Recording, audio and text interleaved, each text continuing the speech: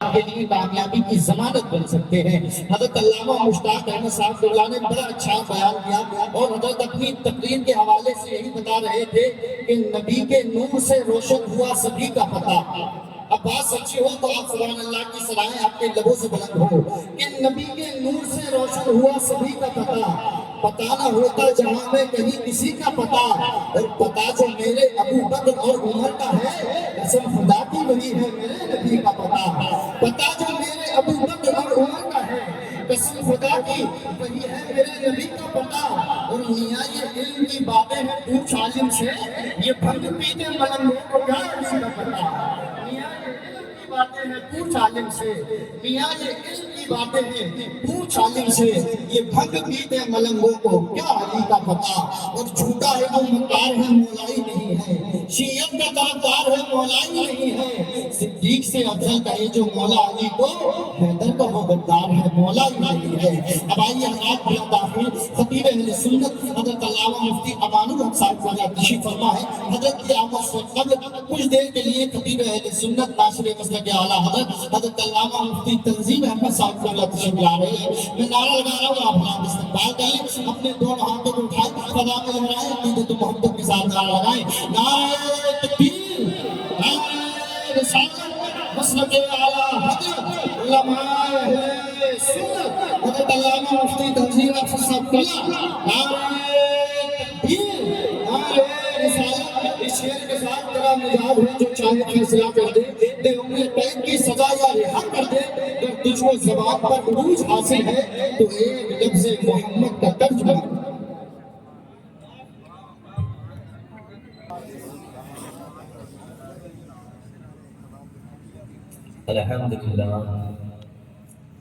الحمدللہ الذی ہدانا سواء الطریق وجعل لنا التوفیق خیر رفیق والصلاة والسلام علی من ارسلہ ہدی وبالاہتداء یلیق۔ اما بعد فاعوذ باللہ من الشیطان الرجیم، بسم اللہ الرحمن الرحیم۔ وَلَا تَقُولُوا لِمَا تَصِفُ أَلْسِنَتُكُمُ الْكَذِبَ هَذَا حَلَالٌ وَهَذَا حَرَامٌ۔ صدق اللہ العظیم وصدق رسولہ النبی الکریم۔ آئیے حضرات، بلا کسی تاخیر و تمہید کے گنبد خضرا کی طرف رو لگا کر پیارے آقا جناب محمد رسول اللہ صلی اللہ علیہ وسلم کی بارگاہ عالیہ میں انتہائی ادب و احترام کے ساتھ درود و سلام کا نذرانہ پیش کریں۔ پڑھیں بابا سے بلند اللہم صلی سیدنا و نبینا و مولانا محمد مبارک وسلم، صلو علیہ صلاۃ و سلام علیک یا رسول اللہ۔ محترم حضرات، کافی دیر سے یہ پروگرام جاری و ساری ہے اور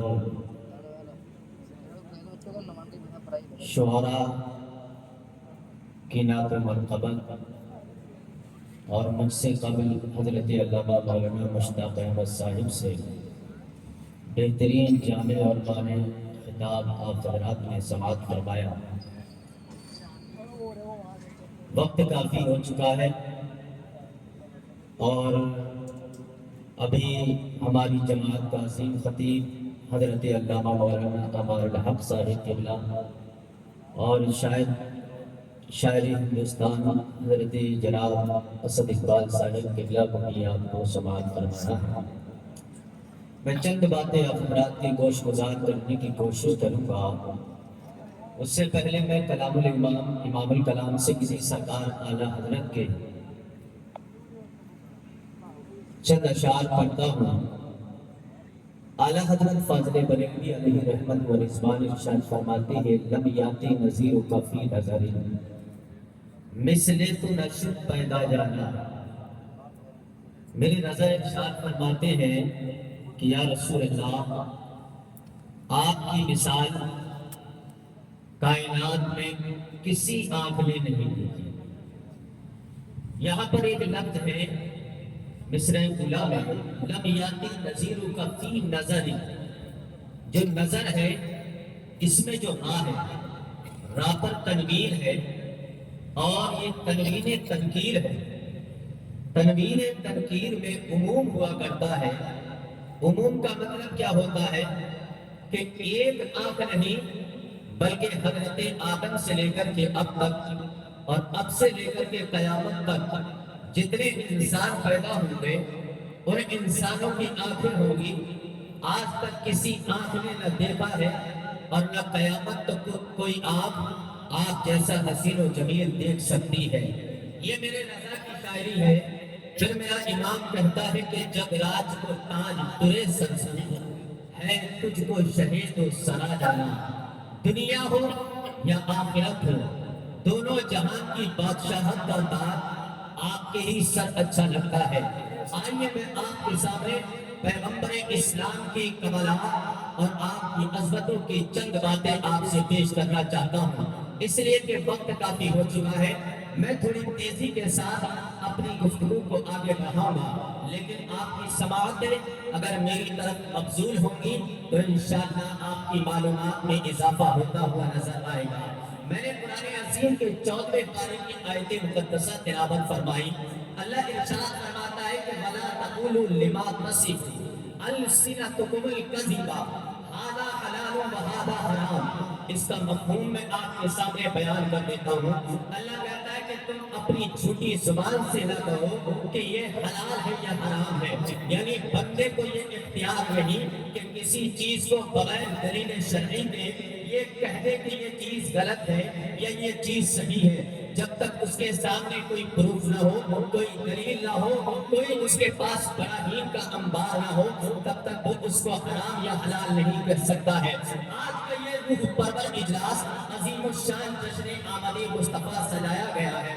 آج ہم پر غیروں کی طرف سے بڑے اعتراض نمائندہ لوگ جو ہے ہماری طرف اعتراض پیدا کرتے ہیں اور کہتے ہیں کہ یہ کہاں سے نکالا ہے، کیا صحابہ کرام کے دور میں یہ تھا، کیا تابعین نے یہ کیا ہے، کیا پیغمبر اسلام نے خود کیا ہے؟ میں کہتا ہوں کہ ہماری جماعت کا یہ عظیم قافلہ یہاں پر جمع ہے۔ انہوں نے آپ کو سینکڑوں سالوں سے ان جیسے ان کے اکابرین علماء کرام جو ہے انہیں دلیلیں دے رہے ہیں اور آج بھی احادیث موجود ہے۔ میں اس میں سے چند باتیں آپ کے سامنے پیش کرنا چاہتا ہوں۔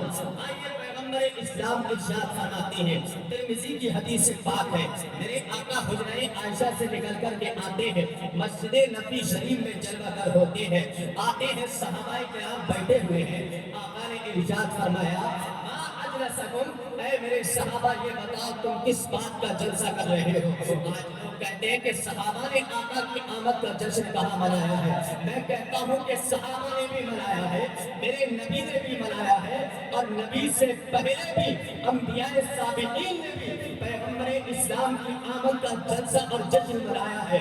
آپ کہیں گے کیسے منایا ہے؟ آئیے اٹھا کر کے دیکھیے، حضرت عیسیٰ نے جب میرے پیغمبر کے بارے میں بشارت دی ہے تو کہتے ہیں مبشرا برسول یأتی من بعد اسمہ احمد، میں آنے والی کی تمہیں بشارت دیتا ہوں، اس کا نام احمد ہوگا، آسمانوں میں احمد ہوگا، زمین پر محمد ہوگا۔ آئیے حضرت عیسیٰ نے میرے آقا کا آنا ہی تو بیان کیا ہے، ہم بھی تو آنا ہی بیان کرتے ہیں، بس فرق یہ ہے کہ انہوں نے مستقبل کو بتایا تھا، ہم ماضی کو بیان کر رہے ہیں۔ انہوں نے آنے والا جو کام تھا اس کو بیان کر دیا تھا اپنے حواریوں کے سامنے، اور ہم جو بیان کر رہے ہیں قوم کے سامنے جو ہو چکا ہے وہ بیان کرتے ہیں۔ آئیے میں آپ کو اور دلائل پیش کر دیتا ہوں۔ میرے آقا کہتے ہیں ما اجلسکم، اے میرے صحابہ یہ بتاؤ آپ کس بات کا جلسہ کر رہے ہیں، آپ کس بات کا جشن منا رہے ہیں؟ صحابہ عرض کرتے ہیں یا رسول اللہ لأننا جلسنا ندعو اللہ ونحمده على ما هدانا لدیننا ومن به علینا۔ صحابہ کرام عرض کرتے ہیں یا رسول اللہ ہم اس بات کا جلسہ کر رہے ہیں کہ اللہ پاک نے جو ہے ہمیں اسلام عطا فرمایا ہے، آپ کی توسل سے آپ جیسی نعمت ہمیں عطا فرمائی ہے، تو ہم اسی کا ذکر کر رہے ہیں، اسی کا جشن منا رہے ہیں۔ صحابہ کرام نے جب یہ کہا تو میرے پیغمبر نے ارشاد فرمایا واللہ ما اجلسکم الا لذالک، اے میرے صحابہ یہ تو بتاؤ کہ اللہ کی قسم تم اسی بات کے لیے بیٹھے ہوئے ہو؟ صحابہ عرض کرتے ہیں واللہ ما جلسنا الا لذالک۔ صحابہ کہتے ہیں یا رسول اللہ رب کعبہ کی कसम, हम जो बैठे हैं तो इसी के लिए बैठे हुए हैं कि पैगंबर इस्लाम का जिक्र किया जाए, पैगंबर इस्लाम जैसी नेमत अल्लाह पाक ने हमें अता फरमाई है, उसका जिक्र किया जाए, उसका शुक्रिया अदा कर लिया जाए। मेरे आका इरशाद फरमाते हैं, ऐ मेरे सहाबा वल्लाहि ला अस्तहलिफुकुम बित्तौबा, इरशाद फरमाती है, ऐ मेरे सहाबा मैंने जो तुमसे कसम ली है वो किसी तोहमत की बुनियाद पर नहीं ली है। ऐसा नहीं है कि मुझे तुम पर भरोसा नहीं है, बल्कि भरोसा है, लेकिन मैंने जो कसम तुमसे उठाई है उसके अंदर हिकमत ये है, अतानी जिब्राइल फअखबरनी अन्नल्लाह युबाही बिकुमुल मलाइका। आक़ाए करीम ने इरशाद फरमाया कि अभी मैं हुजरे आयशा के अंदर जब फिगन था, जिब्रील अमीन मेरे पास आए और आकर के मुझे खबर दी, ऐ या रसूल अल्लाह कि आप तो अंदर जलवागर है, बाहर आकर के देखिए आपके गुलाम, आपके आशिक, आपके चाहने वाले आपकी आमद का मीराद कर रहे हैं, आपकी आमद का जलसा कर रहे हैं। रब्बे काबा की कसम, गोया के सहाबा कर रहे थे कि फजले रब्बुल उला, और क्या चाहिए, मिल गए मुस्तफा, और क्या चाहिए, जिसके हाथों में दामन मुस्तफा का है उसको रोज़े जज़ा।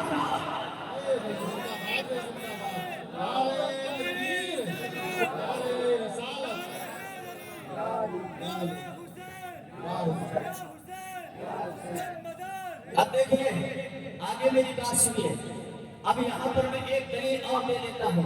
लोग कहते हैं कि ये मिलाद का मसला, कुछ लोगों ने तो कहा कि मिलादुन नबी तो कहना ही नहीं चाहिए। मैं सिर्फ दलील दे रहा हूँ, मैं किसी का नाम नहीं ले रहा हूँ और न ही मैं किसी को कोई तर्ज कर रहा हूँ, बस मेरा मौक़िफ़ सुनिए आप। लोग कहते हैं कि मिलादुन नबी तो कहना ही नहीं चाहिए, इसलिए कि 40 साल के बाद पैगंबर इस्लाम ने नबुव्वत का ऐलान किया है, तो 40 साल के बाद नबी बने हैं। मैं कहता हूँ कि अक्ल के अंधे, तूने आज तक क्या पढ़ा है पैगंबर इस्लाम की ज़ात को? क्या तूने हदीस नहीं पढ़ी है? मेरे आका इरशाद फरमाते हैं, इन्नी लआरिफु बिहद्रि मक्का। आका करीम कहते हैं कान युसल्लिमु अलैका। आका करीम इरशाद फरमाते हैं, मैं मक्का के उस पत्थर को भी जानता हूँ कि क़ब्ल अन बासा, जो मेरी नबुव्वत का ऐलान करने से पहले मुझ पर दरूद व सलाम पढ़ा करता था। आप देखिए तो सही, अभी आका करीम ने नबुव्वत का ऐलान नहीं किया है, पत्थर भी सलाम कर रहे हैं मेरे नबी पर, जानवर भी सलाम कर रहे हैं, शजर हजर आपको सलाम कर रहे हैं, लेकिन आप आदमी कहता है मिलादुन नबी नहीं कहना चाहिए। मैं कहता हूँ कि 1400 सदियाँ गुजर गई है, आज तक किसी ने मिलादुल वली नहीं कहा है। हर शख्स चाहे अपना हो या बेगाना, अगर कहता है तो यही कहता है कि मिलादुन नबी है, जश्न ईद मिलादुन नबी है। आप कहेंगे कि आप क्यों मनाते हैं?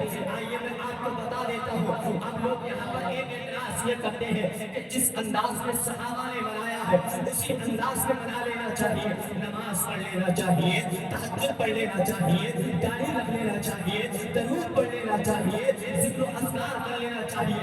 आइए बुखारी की हदीस उठा करके देखिए, किताब शुरूत के अंदर है, क्या बयान फरमाते हैं इमाम बुखारी, वो इमाम बुखारी कि जिसने 16 साल के अंदर बुखारी शरीफ को तस्नीफ फरमाया है, 9000 हदीस आपने बुखारी के अंदर नक़ल फरमाई है। लेकिन आपका तरीका क्या था कि जब भी आप बुखारी लिखा करते थे उससे पहले आप बुखारी की हदीस लिखते थे। जब आपको कहीं से हदीस मिलती थी उससे पहले क्या करते थे?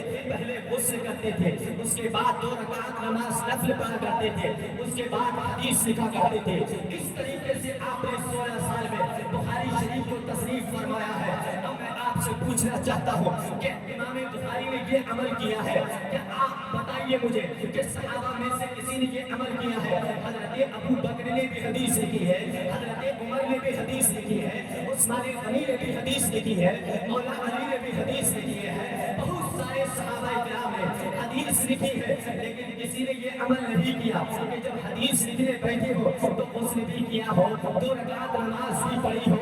मैं तो कहता हूँ कि इमाम बुखारी ने ये अमल क्यों किया है? ना कुरान के अंदर ये मौजूद है अमल, ना हदीस के अंदर ये अमल मौजूद है। कुरान की ये आयत हो इस अंदाज में अगर हुफ़ाज़े किराम यहाँ पर जलवागर है, ऐसी कोई कुरान की आयत नहीं है, या अय्युहल्लज़ीना आमनू इज़ा कतबतुमुल हदीसा फग़्तसिलू वसल्लू रकअतैन, ये ऐसी कोई कुरान की आयत नहीं है, ना ही हदीस का कोई टुकड़ा है। अब मुझे ये तो बताओ इमाम बुखारी ने ये काम क्यों किया है?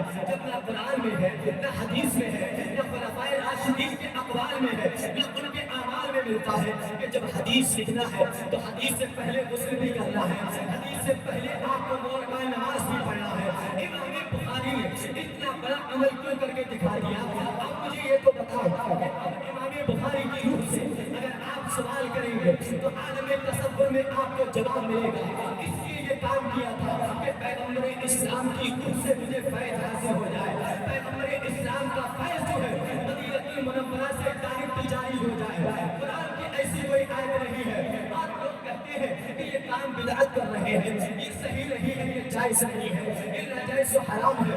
ہم کہتے ہیں کہ یہ کام جو ہم کرتے ہیں، لائٹنگ لگتی ہے، جھنڈیاں لگتی ہے، جلوس نکلتا ہے، یہ میں کہتا ہوں کہ یہ بدعت نہیں ہے، لیکن قرآن کے اندر بھی اس کی ممانعت نہیں ہے، حدیث کے اندر اس کی ممانعت ہے، خلفائے راشدین کے اقوال سے اس کی ممانعت ملتی ہے۔ ہم نے تو عید میلاد النبی کی کوئی نماز نہیں کری ہے، امام بخاری نے تو بخاری لکھنے سے پہلے پوری نماز کری ہے۔ اب میں کہنا یہ چاہتا ہوں کہ جب امام بخاری نے ایسا ایک نیا کام کیا ہے، آپ ہی تو کہتے ہیں بدعت کی تعریف یہ ہے کہ کوئی نیا کام ایسا ہو کہ جو مذہب اسلام کا شعار سمجھ کے کیا جائے اور ثواب سمجھ کر کے کیا جائے، اسی کو بدعت کہا جاتا ہے۔ اللہ سمجھ، اب مجھے بتاؤ امام بخاری نے جو عمل کیا ہے، نہ قرآن میں ہے، نہ حدیث میں ہے، نہ اقوال صحابہ میں ہے، آپ کے نزدیک امام بخاری بدعت کہلائیں گے۔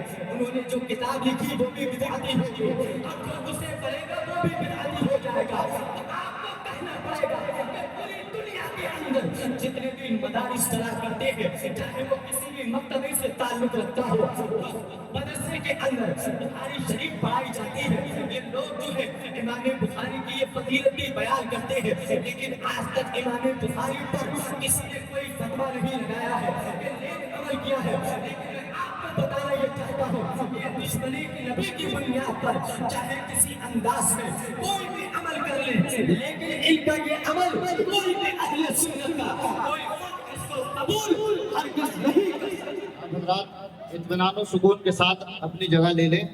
شاعر انٹرنیشنل جناب اسد اقبال صاحب قبلہ کی آمد ہو رہی ہے۔ مسافہ انشاءاللہ بعد میں کروا دیا جائے گا۔ حضرت کو ممبر شریف تک آنے دیں، آپ حضرات آگے سے ہٹ جائیں اور محبت کے ساتھ نعرے کا جواب دیں۔ نعرہ تکبیر، نعرہ رسالت، مسلک اعلیٰ حضرت علماء اہل سنت جناب اسد اقبال صاحب قبلہ کلکتوی، جناب اسد اقبال صاحب قبلہ کلکتوی، علماء اہل سنت مسلک اعلیٰ حضرت جناب اسد اقبال صاحب قبلہ، جناب اسد اقبال صاحب قبلہ، نعرہ تکبیر، نعرہ رسالت۔ آپ سب فوراً اپنی جگہ لے لیں، فوراً بالکل مسافہ کرنے کی کوشش نہ کریں، انشاءاللہ بعد میں سب کا نام لے جائے گا۔ بیٹھ جائیں، حضرت کو ممبر شریف تک آنے دیں۔ شاعر انٹرنیشنل جناب اسد اقبال صاحب قبلہ کلکتوی کی آمد الحمدللہ ہو چکی ہے۔ جو لوگ ادھر ادھر ہیں ان سے گزارش ہے جلد سے جلد اپنی جگہ لینے کی کوشش کریں۔ ماشاءاللہ شاعر ہندوستان حسان الہند بلبل باغی مدینہ جناب اسد اقبال صاحب قبلہ کلکتوی کی آمد ہو چکی ہے۔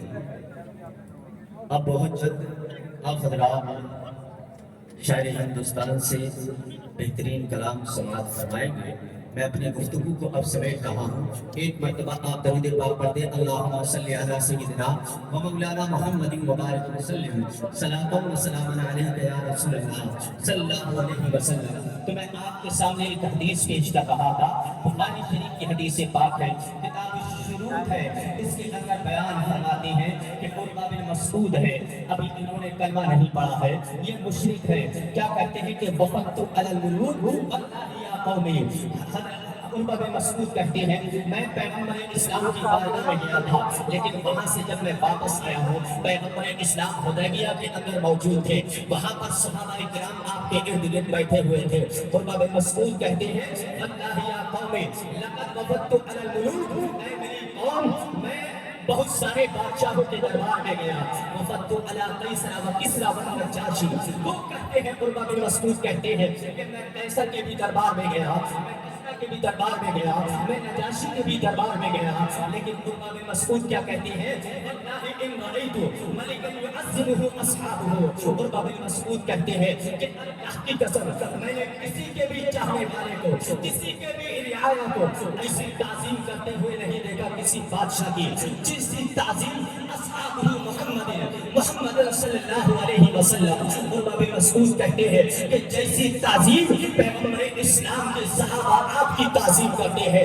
اللہ الصمد. عروہ بن مسعود مشرک ہے, اب یہ گئے ہیں حدیبیہ کے مقام پر, صحابہ کرام کے گرد بیٹھے ہوئے ہیں, ابھی تک انہوں نے کلمہ نہیں پڑھا ہے. جب صحابہ کے عمل کو دیکھا ہے, صحابہ کی محبت کو دیکھا ہے, تو عروہ بن مسعود جب آئے ہیں واپس قریش کے قافلے کے اندر پہنچے ہیں, تو قریش نے کہا کہ میں نے ایسے صحابہ کسی کے نہیں دیکھے ہیں, ایسے چاہنے والے کسی کے نہیں دیکھے ہیں. رب کعبہ کی قسم جب عروہ بن مسعود نے یہ جملے کہے ہیں تو قریش یہ کہنے لگے کہ کہیں ایسا تو نہیں ہے کہ پتوں پہ سونے والے اور پتھر کا سہارا لگانے والوں کو دل دے بیٹھا ہے.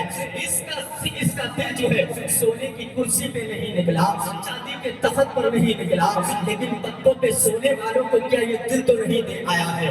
اللہ الصمد. عروہ بن مسعود نے کہا میری گفتگو کو ذرا آگے تو سماعت کرنا. عروہ بن مسعود نے کہا واللہ ان من نبت رخامة الا وقعت في كف رجل منهم.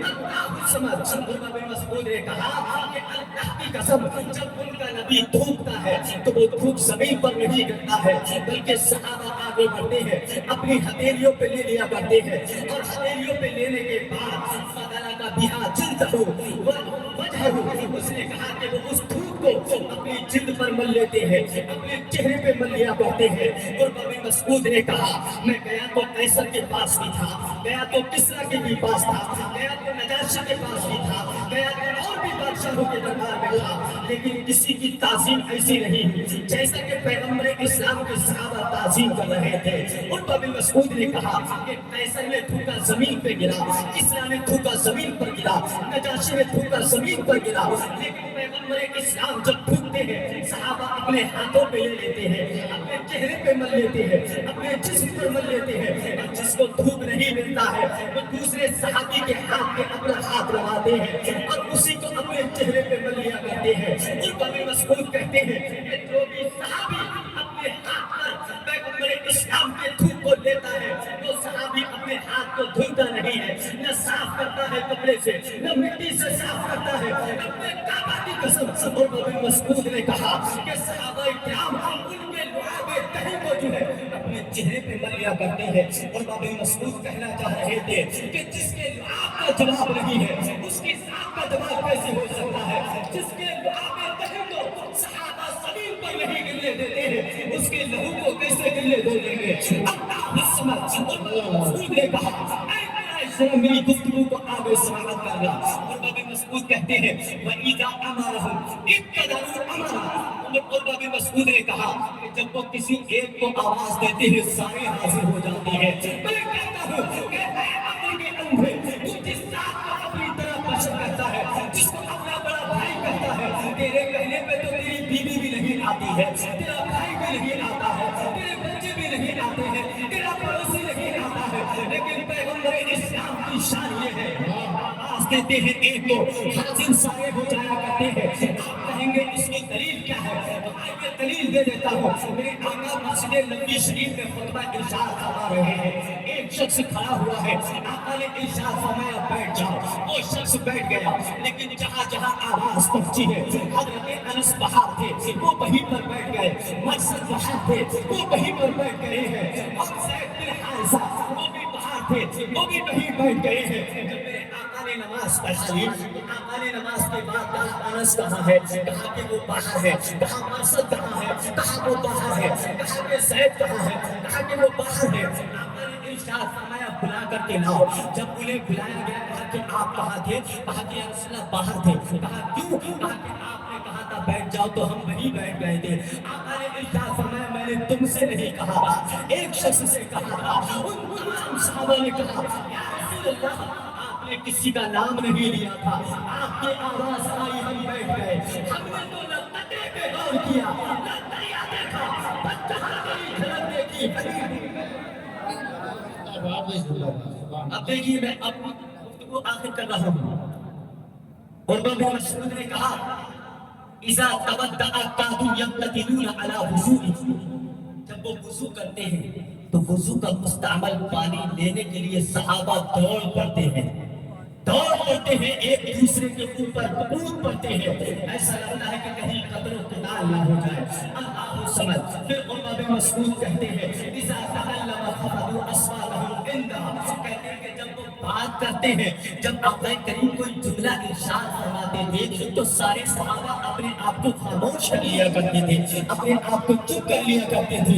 یہ میرے آقا کی شان ہے. پھر عروہ بن مسعود نے کہا ما یحدون الیہ النظر تعظیم اللہ، کہتے ہیں کہ ان کی شان تو یہ ہے کہ جب ان کے صحابہ دیکھتے بھی ہیں تو اپنی نظروں کو چلا چلا کر کے دیکھتے ہیں، اس لیے کہ کسی کے اندر یہ جرأت نہیں تھی کہ میرے آقا کو آنکھیں بھر کے دیکھ سکے. رب کعبہ کی قسم، اس حدیث سے آپ کو یہ پیغام دینا چاہتا ہوں کہ آج زمانے والے کہتے ہیں کہ اگر نبی کی تعظیم ہی کرنا ہے، اگر جشن ہی منانا ہے تو نماز پڑھ لینا چاہیے، قنوت پڑھ لینا چاہیے، داڑھی رکھ لینا چاہیے، امامہ رکھ لینا چاہیے.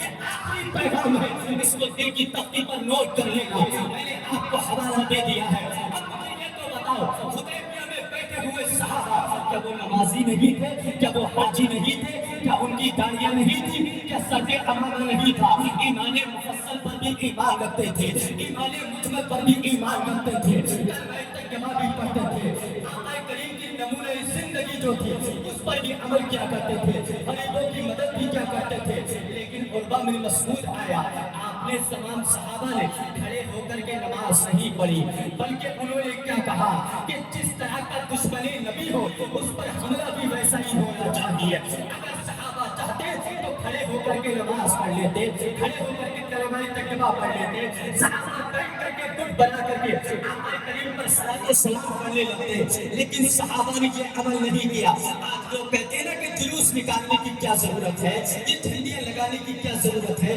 یہ تو بدعت ہے، یہ جلوس کہیں سے ثابت نہیں ہے. میں کہتا ہوں کہ تو کہتا ہے بہت ساری دلیلیں ہیں ہمارے پاس، جلوس کی بھی دلیل ہے، جھنڈیوں کی بھی دلیل ہے، لائٹنگ کی بھی دلیل ہے. لیکن میں آپ کو ایک بات بتانا چاہتا ہوں کہ تم ہی تو کہتے ہو کہ جس وقت پیغمبر اسلام پیدا ہوئے تو مکے کے اندر کوئی مسلمان نہیں تھا. تم نے تو معاذاللہ میرے نبی کے والدین کو بھی کافر کہہ دیا ہے.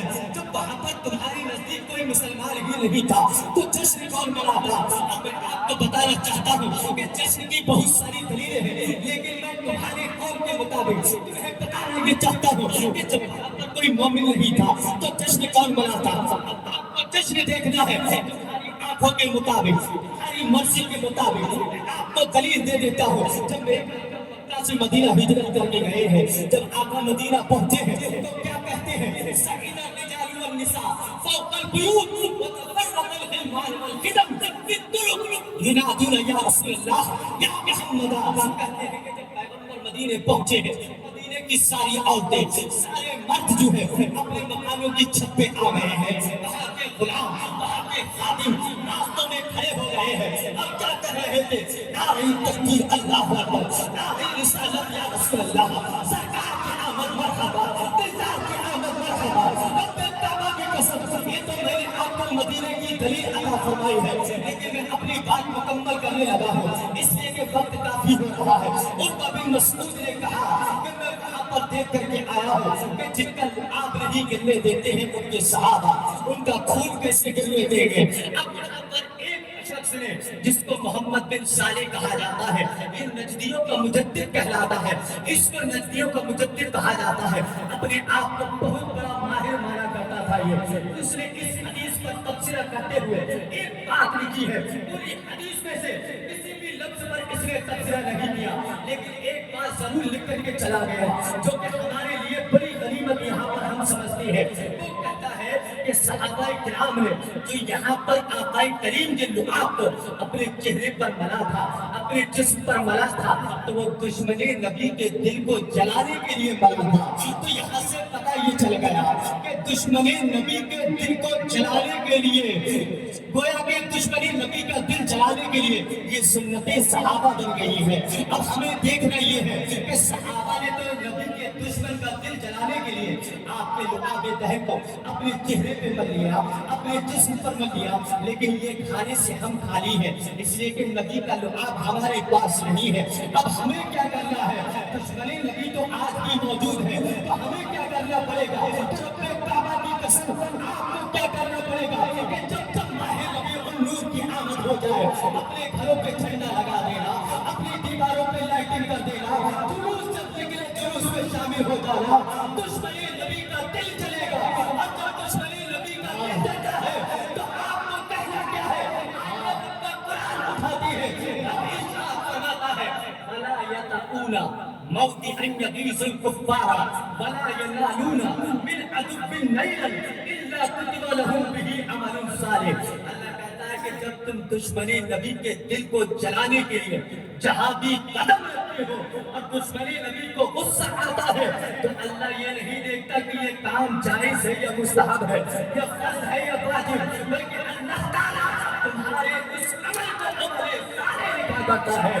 اب آپ کو پتہ نہیں ہوگا کہ جب جلوس محمدی نکلتا ہے، جلوس محمدی نکلا کرتا ہے تو دشمن نبی کا دل چلتا ہے، لائٹیں لگتی ہے، دشمن نبی کا دل چلتا ہے، جھنڈا لگتا ہے، دشمن نبی کا دل چلتا ہے۔ تو ہمیں پتہ چل گیا کہ دشمن نبی کا دل جلانا یہ سنت صحابہ ہے۔ اور آخر میں یہ نعرہ لگا دو کہ دشمن احمد میں شدت دیجیے، ملحدوں سے کیا مربت دیجیے، اور خیز میں جل جائے بے دینوں کے دل، یا رسول اللہ کی تسلیت دیجیے، اور حشر تک ڈالیں گے ہم پیدائش مولا کی دھوپ، مصر پارس وقت میں بلعے گراتے جائیں گے، اور خاک ہو جائے عدو جل کر مگر ہم تو رضا، دم میں جب تک دم ہے زندہ انداز سناتے جائیں گے۔ استغفر اللہ ربی من کل ذنب واتوب الیہ، آخر دعوانا الحمدللہ رب العالمین۔